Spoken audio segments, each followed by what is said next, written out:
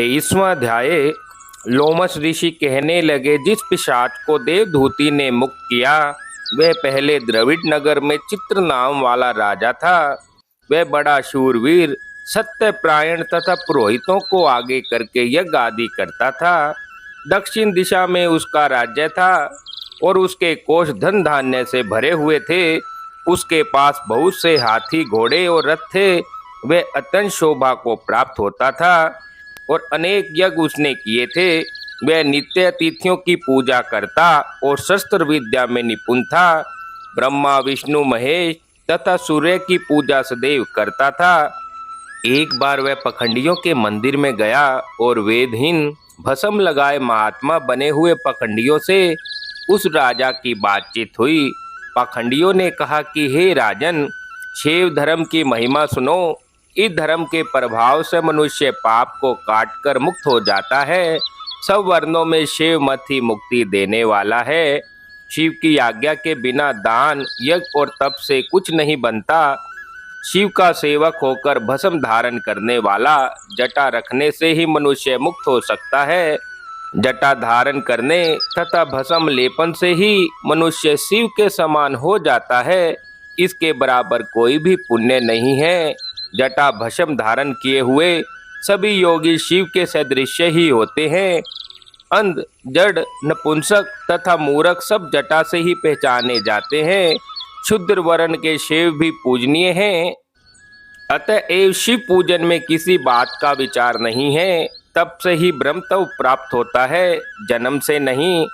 इस कारण शिव का दर्शन उत्तम है तथा शिव के सिवाय दूसरे देवता का पूजन न करें। शिव तपस्वी को विष्णु का त्याग करना चाहिए। विष्णु की मूर्ति का पूजन नहीं करना चाहिए। विष्णु के दर्शन से ही शिव का द्रोह उत्पन्न होता है और शिव के द्रोह से रौरव आदि नरक मिलते हैं।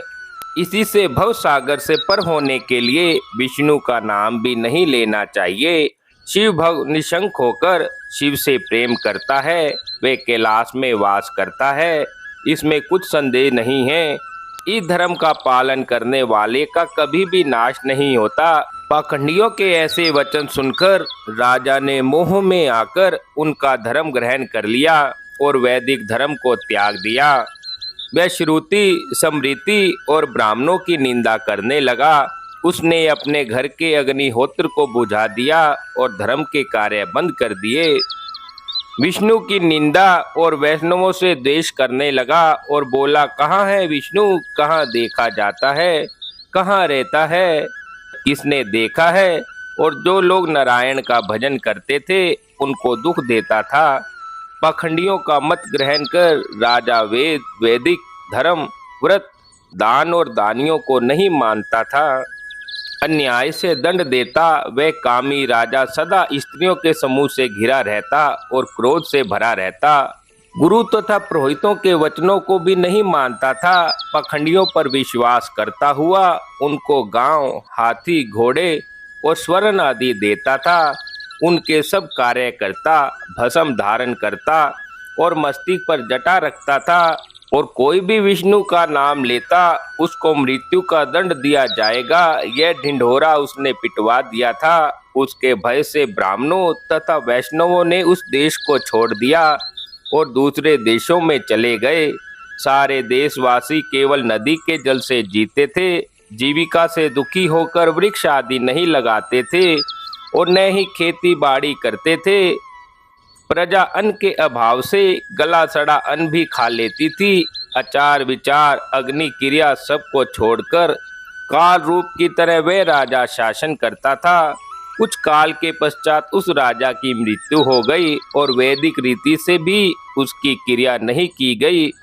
यह यमदूतों से अनेक प्रकार के दुख उठाता रहा। कहीं लोहे के कीलों पर चलता, कहीं जलते अंगारों पर चलना पड़ता, जहाँ सूर्य अति तीव्र था और न कोई छाया का वृक्ष था। कहीं बड़े बड़े दांतों वाले भेड़ियों और कुत्तों से काटा गया। इस प्रकार दूसरे पापियों का हाहाकार सुनता और वह राजा यमलोक में पहुंचा। इस प्रकार 23वें अध्याय को आज पूर्ण किया जाता है। इससे आगे की कथा को अब हम 24वें अध्याय में सुनेंगे।